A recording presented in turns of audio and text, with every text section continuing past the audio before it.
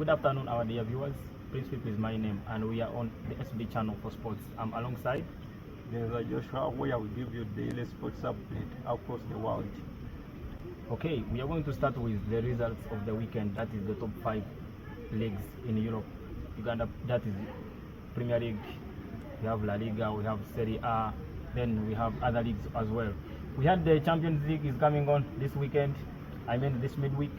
We are seeing Arsenal is going to be taking over Paris Saint-Germain, and we shall see Barcelona taking over Inter Milan. When you look at the head-to-head of these teams, Barcelona has always been overtaking.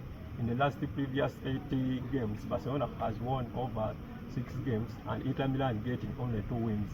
So when you look at how Barcelona has been performing this season, the consistency in scoring and defending, Barcelona seems to be one of the greatest teams and one of a great competitor to take this competition. Then on the other hand, Arsenal, I see Arsenal as one of the most prepared teams this season. When you look at Arsenal in the last 3 seasons, Arsenal has been very good defensively and offensively. The last match when they were playing Real Madrid, Arsenal managed to outscore Madrid by 3 goals margin, which you can look and see that Arsenal this season, Real Arteta has prepared his side to be very serious contender of the Champions League for the first time in their history. I don't know how, Phillip, you see, is Arsenal ready to take this competition this year on? Speaking about Arsenal this season, in the Champions League, they have been extremely brilliant. They are a team which has conceded the least goals in the Champions League, them and Inter Milan. So we saw Arsenal outscoring Real Madrid, as you said, but we should not forget that PSG has been one of the best teams ever since the round of 16. They play brilliant football. It is a free scoring team. We saw them outplay Liverpool, the champions of England. We saw them outplay Aston Villa, although things came in and didn't work out so well. They won by 1 goal margin, but they are also good. They have the front three of Bakola, Desire Duo, they have Varaskelia, they have Ousmane Dembele, the guys who can run, they have guys who can bring the ball from behind. Achraf Hakimi, they have Nuno Mendes on the other side. So PSG is all that organized, and don't forget that Arsenal is lacking one of their best players this season. That is Thomas Partey in the midfield, who was suspended in the last game. So we shall see the midfield of Vitinha, Joe Neves, and Fabian Ruiz against an Arsenal of Declan Rice and Odegaard, of which we don't know which the other guy will be fixed in there. Chances are high that Mikel Merino will be brought back in the team, but when you look at PSG have been performing very good, especially in their league. They have lost 1 game at the weekend. But when you focus much on Champions League, it's history. Champions League, it is a league where you use every chance that you get. When you look at PSG when it was playing Liverpool, they created a lot of chances, but converting them to goal was very difficult. So when you are facing a team like Arsenal that has been really organized defensively, when you look, Arsenal has so far taken like a year without conceding more than 2 goals. So I still give a chance to Arsenal, even if it is lucky Thomas Partey in their midfield, there will be some difficulties, but I think Arsenal can still convert and qualify to the finals this season. Among the aspects you need to consider in the Champions League is the individual brilliance of players and the managers. Luis Enrique has been a good manager for all. He's trying to transform PSG. The team looks much better without Kylian Mbappe. Right from that game, we go to Inter Milan and Barcelona. To me, I see Barcelona still has a chance, but don't forget that Inter Milan, the last time, knocked out Barcelona in the Champions League. They made them finish third and go to Europe and go to Europa League. Inter Milan is such an organized team in the defense. They defend very well, but recently they have lost 3 games in a row. That worries me the most. And Barcelona won the El Clasico versus Real Madrid. That was on Saturday, 3 goals to 2. The goals came in from Pedri and Ferran Torres together with Jules Koundé. The 2 goals for Real Madrid were came by Kylian Mbappe together with Aurelio Tchouameni. What was the El Clasico to you? The El Clasico was a fantastic game. For the first time I saw Real Madrid, it was really offensive against Barcelona this season. Especially in the second half. Look at the last 2 games they made this season. Barcelona has been scoring over 3 goals against Madrid. In fact, they are 9 goals. They beat them 4-0, then 5-2. But this time, the match was really very close. It was just by luck that Barcelona won that game. But I think if Barcelona doesn't devise on their way of defending, they are facing Inter Milan, a team that has only conceded 1 goal almost in Champions League. But I think Barcelona should work more hard on their defensive ways. Otherwise, Inter Milan may fight so hard to score like a goal against them at Mujika Stadium, and then when they go back to Italy, Inter can really defend them and qualifies to the final, I think. Let's not forget that both teams lack one of their best players, that is Barcelona lacks Alejandro Abarde, who has failed fitness first, that's their left back, and Robert Regolowiski, called him Lewandowski, is also not present for that game. Inter Milan also lacks their target man, Marcus Thuram. So we shall see about also Davi and Lautaro Martinez, but there is this guy shot number 99, the Inter Milan players. Also, Inter Milan lacks Denzel Dumfries as their right back, is also not present. Away from that, Liverpool, congratulations upon winning the 2024-2025 English Premier League title. No, that was really expected for Liverpool to take this Premier League. When you look at them, how they have been performing since the start of the season, Liverpool have really been consistent. They got some slump where they started losing games, but they managed to bounce back. That has helped them at least to emerge victorious this season. Again, something that helped them to become victorious this season. I think it was the weakness of their competitors. Look at a team like Arsenal. Liverpool was lost a game before you playing. Do you remember a game Liverpool was playing with Fulham? Liverpool lost 2-1. Again, Arsenal came playing in Brentford. They didn't do. That gave a chance to Liverpool to wake up and say that this is our trophy, this is our time to take this league. And that's how Liverpool have really never thought of going back, but they managed to push until when they won the league. It is their 20th in history, and I think they are still able to compete even for next season, as when you look, they have managed to maintain their players. Virgil van Dijk is there, Mo Salah has signed, and I think Trent will also sign a new contract.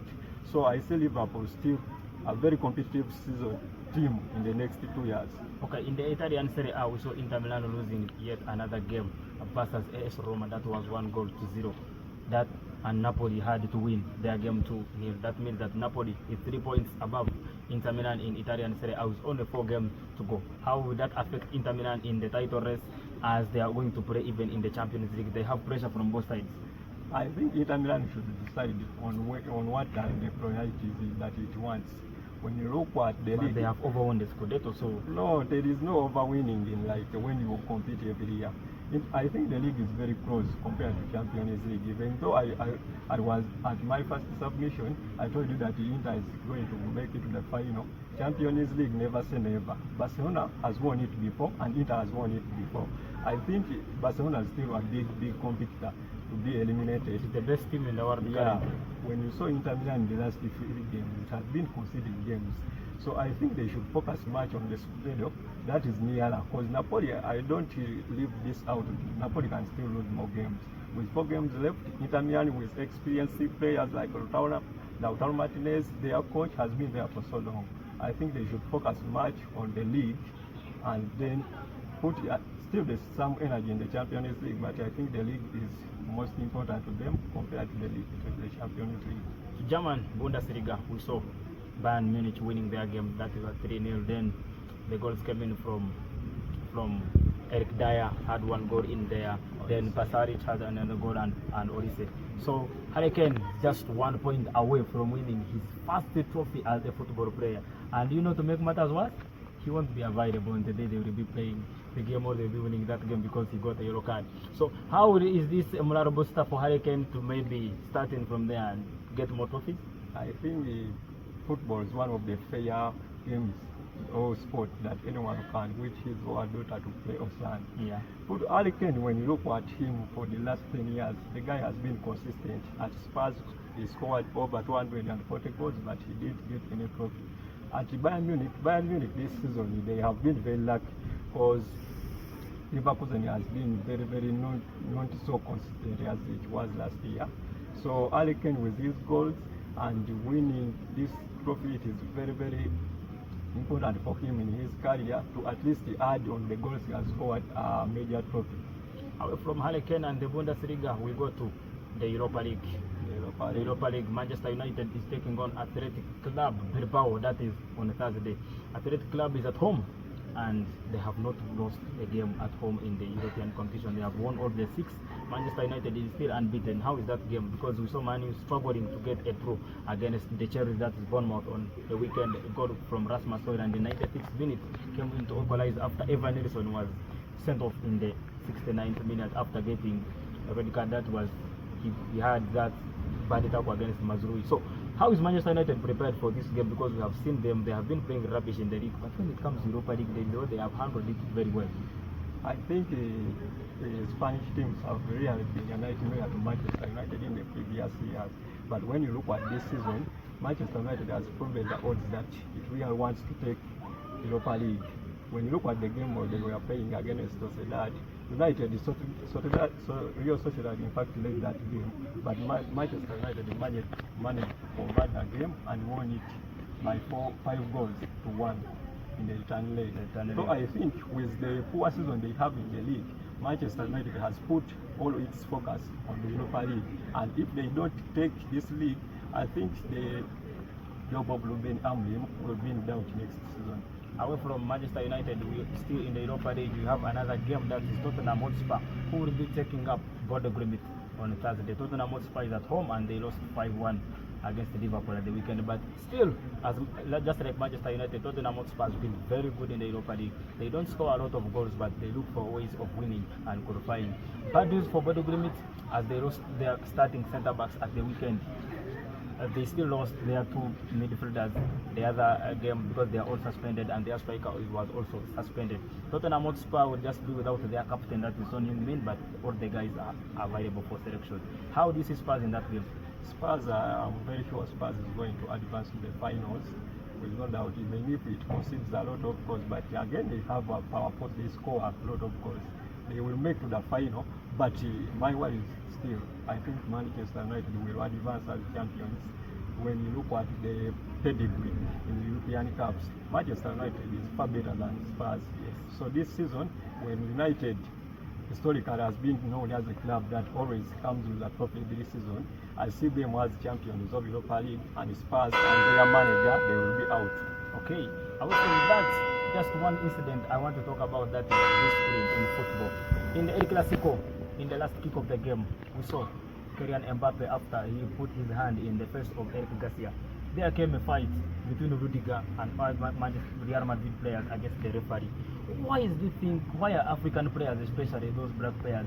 I'm not a racist, but I am on that issue because we saw guys like Vinicius Junior, we saw Rodrigo Goes. Those are the guys who are fighting. Why are we still behind? Why do we still think that we have to bring in physical energy in football against our opponents or against the referees? I think it is not to be blamed to only African players, but it is world over. I think Antonio Rudiger was really emotional affected. Madrid was he the most emotional player? I think people are different in life. That's why you saw his reaction was like that. And after the game, he had to apologize to the fans and the team. But at least Madrid, with a bad season in Champions League and in the league, I think they were targeting only that chance to win the league, the Copa del Rey Cup, domestic cup tournament. But again, Barcelona beating them, I think these players really, even Ancelotti had nothing to control about them, but leave them act like the way they acted. It is a bad vice in the sports, but I think Rudiger should revise his ways of conduct. That is because this was the guy who was fined after the Atletico Madrid game. So Carlo Ancelotti is leaving Real Madrid at the end of the season. In June, he's going to coach Brazil national team and giving away Real Madrid. So that's all we had for you in the world of sports. We are going to meet again. Stay tuned on the SB channel. See you.